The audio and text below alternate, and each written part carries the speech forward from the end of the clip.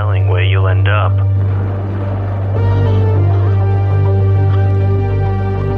Can you make it through? To the night's end. I'll see you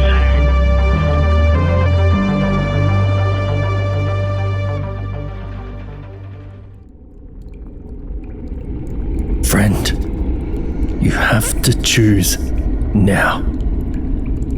If you stay, he wins.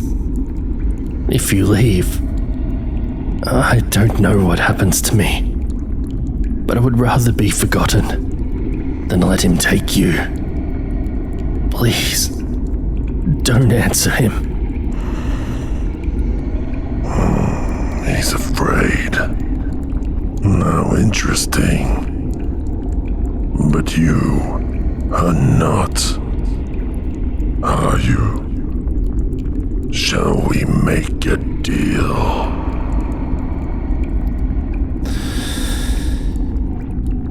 The Astronaut's Ghost, written by Ken McGrath and narrated by Georgia Cook.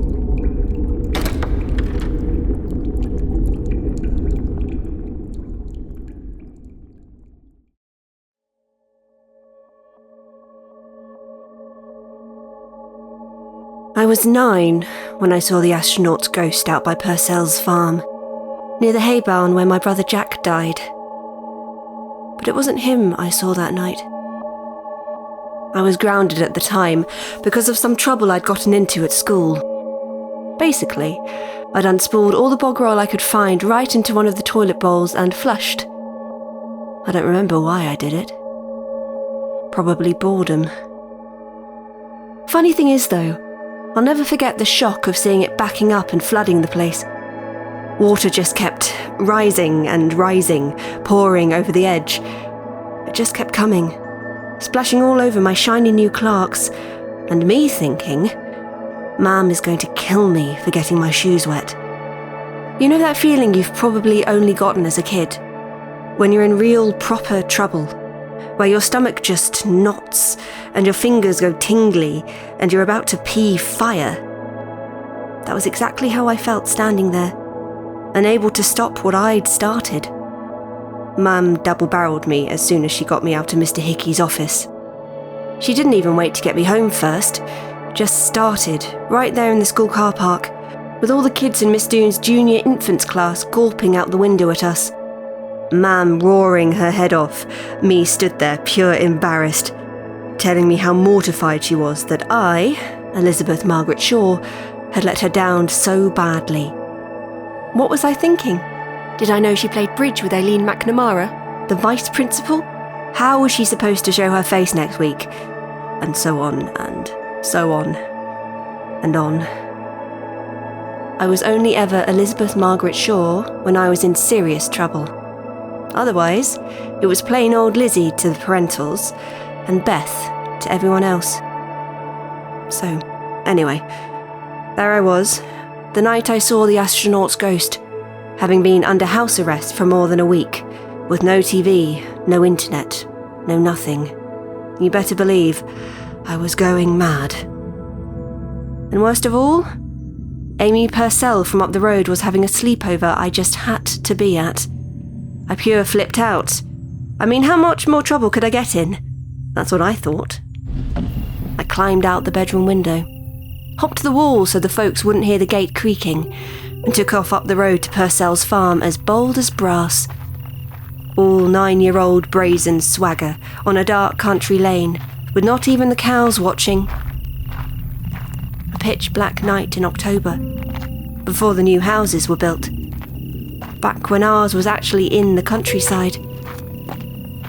And just before I came up to the Purcells, it appeared, cutting through the darkness like a slice of white static. A ghost. It glowed, but didn't cast any light, only lit itself up. Tilted its helmet to look at me, then started flashing in and out of existence, moving in these weird, jerky twitches, like the girl from the Ring films. No noise, just a constant epileptic appearing and disappearing. the whole time pointing at its chest, at the letters above its heart. WBSIRE.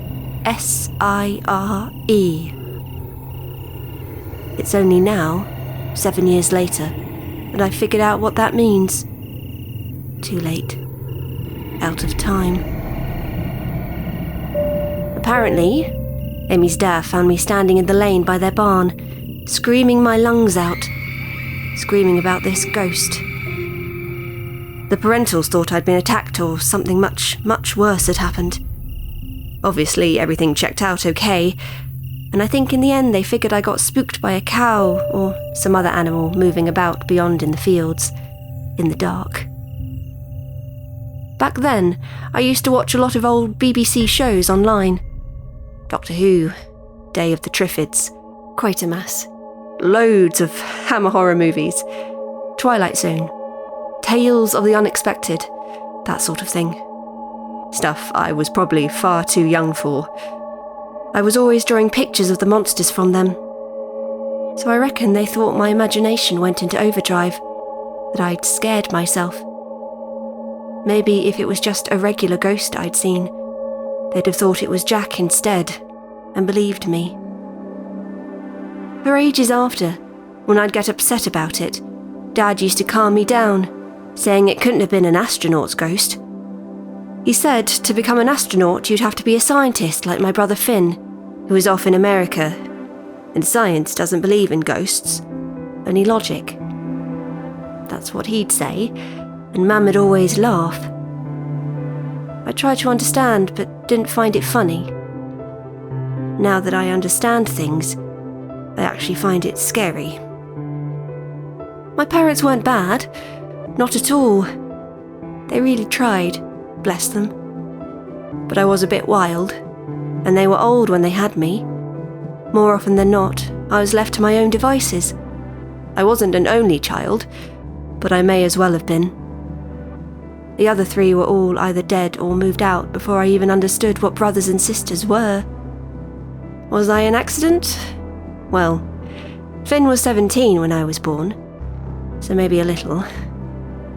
But it's a bit on the harsh side to say that, and there's no denying I was loved. Maybe it's because what happened to Jack that my parents were trying to work things through, to fill that void. Then I ended up coming along.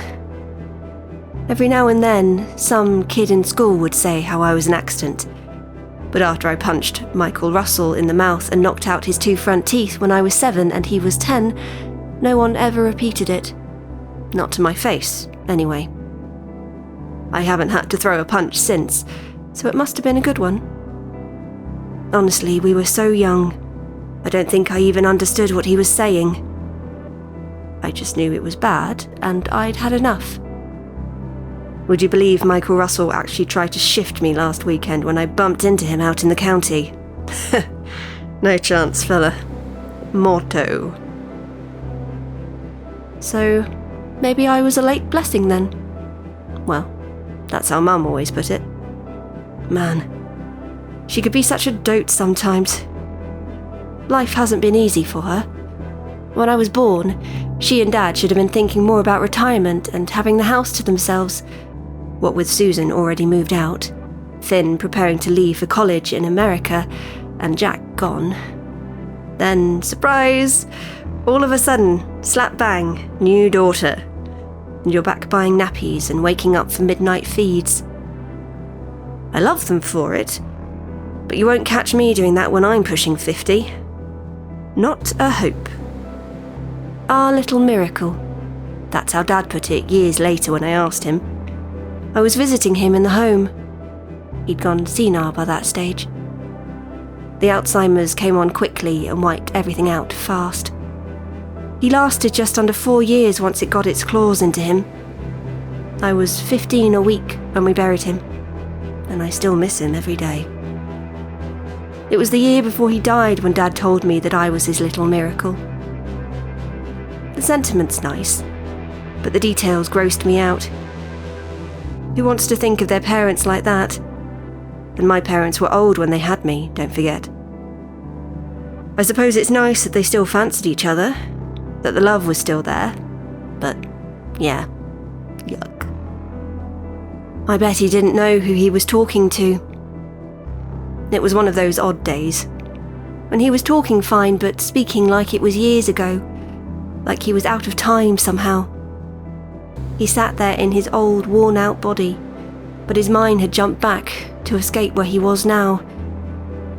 Dad never looked at his hands when he was like that, as if he knew that seeing his old, wrinkled fingers and palms would break the spell, bring him crashing forward in time to where he didn't want to be. I'd taken a scissors to my hair 2 weeks before, cut it all off, then took Dad's old beard trimmer from the press under the sink and shaved it almost to the scalp. Her hair! Sweet Jesus, she looks like Sinead O'Connor. Mum actually cried when she saw it. She owned a hairdresser's inside in town, so it properly broke her heart. Called me a hair butcher. After a couple of weeks though, she came around to it.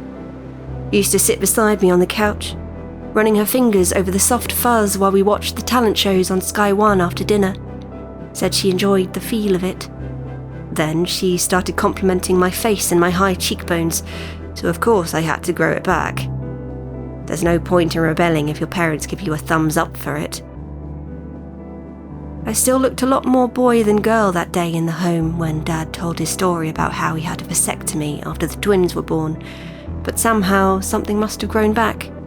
Or there was just a little guy in reserve waiting for a chance to get through. Personally, I didn't want to picture any of that, but it's too late to be squeamish. Either way, whatever happened, all those years and 9 months later, little Elizabeth Margaret Shaw arrived kicking into the world. Technically, it was 8 months, and I was born by C-section, but you get where I'm going with this. Anyway, Susan's the eldest. We never got along. I think because Mam got pregnant just after Susan left, a lot of people in town didn't believe it, and thought it was Susan had gotten herself into a spot of trouble. I questioned them about it, and it's not true, thank God. Susan's own kids, Emily and Jacqueline, are right stuck-up cows. She's an accountant in Wexford, got a beautiful house. Adrian, her awesome husband who has a business making all these jams and craft products. But she's just... we just don't get each other. After the funeral, they were all up at the house. E and J either too stupid or selfish to care about what was going on, sighing and acting bored. Susan had the nerve to turn around and say to me to bring them outside to play. Oh, I lost it with her. Roared about how he was my dad too, about how she wasn't the one going up to visit him in Padre Pio's every evening. Poor Mam, having to listen to that. But Susan deserved it. Since Dad died, Susan and Mam have been getting on better, which is nice. Nothing like a funeral to bring a softness back between people. I still can't stand her though. Then there were the twins, my brothers, William Butler and Jack Butler, named for the Yeats boys, the famous Irish poet and his brother, the painter. I think my parents must have been romantics. Hard to imagine them. Her a hairdresser, and him a Garda sergeant inside in Thurles, naming their boys so fanciful. But there you have it. Finn's nice, more like an uncle than an older brother. Always had art supplies for me when he visited. I never met Jack. He's only ever been a headstone in the graveyard to me. He died at 15, 2 years before I was born. Fell through the hay in the shed up by Purcell's farm where I saw the astronaut's ghost. He climbed up to the bales near the roof when it shifted, and poor Jack fell. Went right down through the hay and broke his neck. Finn was the only one there at the time. Stayed holding his brother, his dead twin, afraid to let him go. I can't imagine what it'd be like to lose someone that's such a part of you. Dad used to say that after Jack died, all Finn wanted to do was run away, that the moon itself wouldn't be far enough for him, so America had to do.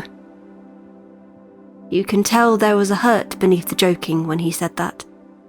Dad's gone nearly 2 years now, so he'll never know just how close he was to being right. Finn is William. No one ever called him Liam or Will or Willie or any of the others. Not around here, anyway. Maybe when he moved to the States, people called him by his real name.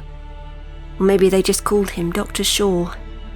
I was 8 before I even learned his name was William. I'd grown up calling him Finn, so why would I have thought any different? One day, Mam cut out an article out of the paper where he was mentioned. Some award for achievements in science or whatever he was working on. She did a scrapbook for all of those clippings. It was this big, thick book, and it needed to be. Finn was a smart one. "They've got his name wrong," I said, pointing to the caption. "William Shaw, right, being presented for a medal for..." And Mam burst out laughing. Turns out, when Susan was a toddler, she couldn't say William, so she took to calling him Fing. That turned into Finn, and Finn was what stuck. He'd been Finn for so long by the time I came along, no one even thought to tell me his real name. I was fair mad at Mam for a while after that, but she reckoned it was hilarious. Dad was kinder about it, brought me into town and bought me sweets. Told me it wasn't right that Mam had laughed, but that it was kind of funny. I didn't mind. It's easier to forgive these things when you've got a big bag of Dolly Mix and cola bottles in hand. I've only thought of it because I found that scrapbook in the attic the other day and had a flip through it. Man, Finn had done a lot by then, and a lot more since. Like getting to meet the American president and going up to the International Space Station. It's always the same though. You go searching for one thing and get distracted after finding something unrelated. I'd never have imagined it was a sign, until now. And now, it's too late. You see, after I saw the ghost, I must have done about 1 million drawings of it. I'd completely forgotten about them until I went looking for art things.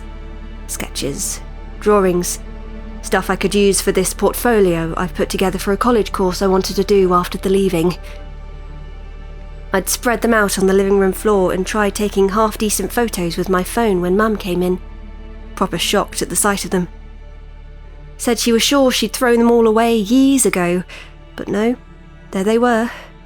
Copybooks, A4 pages, the backs of strips of wallpaper, white chalk on black paper, absolutely anything I could get my hands on, all full of pictures, all weird and beautiful and haunting in their way.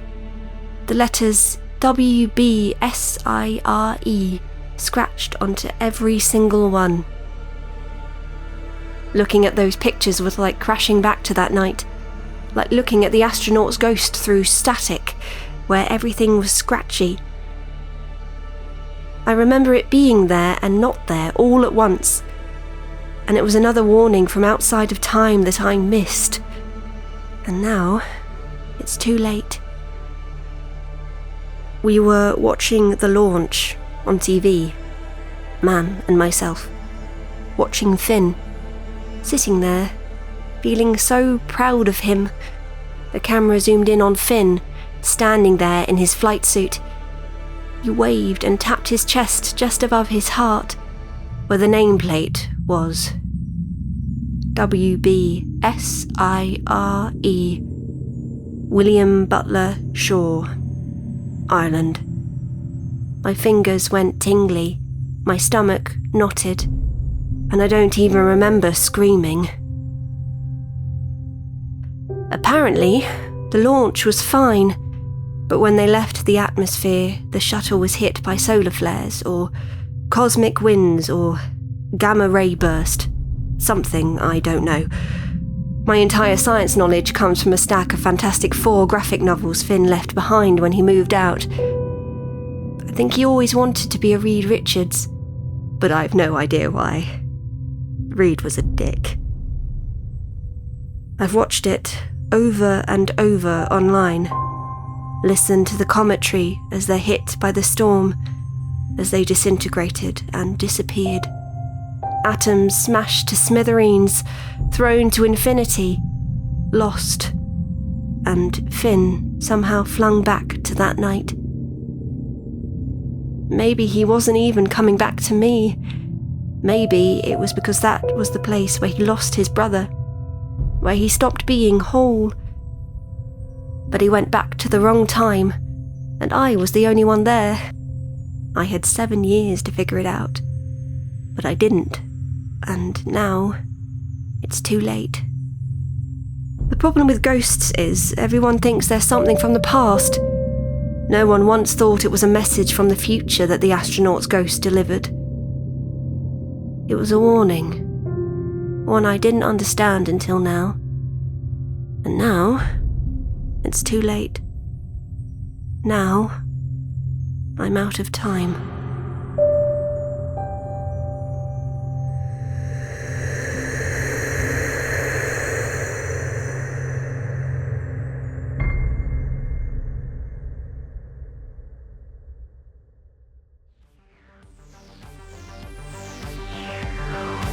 You've been listening to the Night's End podcast, which is a production of Dissonance Media.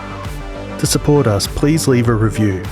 Or for more bonus content and the original release of this episode, head to patreon.com/Night's End podcast. Our website is nightsendpodcast.com. The Astronaut's Ghost was written by Ken McGrath and was originally published in 2018 in Transcendent Dreams, Nightmares, Visions and Hallucinations from Transmundane Press. For more from Ken, head on over to kenmcgrathauthor.tumblr.com. This episode was narrated by Georgia Cook. Georgia is a writer, illustrator and voiceover artist from London. She can be found on X at Georgia Cooked and on her website at georgiacookwriter.com. Jimmy Horrors was performed by James Barnett. This episode was produced and edited by James Barnett. And as always, stay horrific, everyone.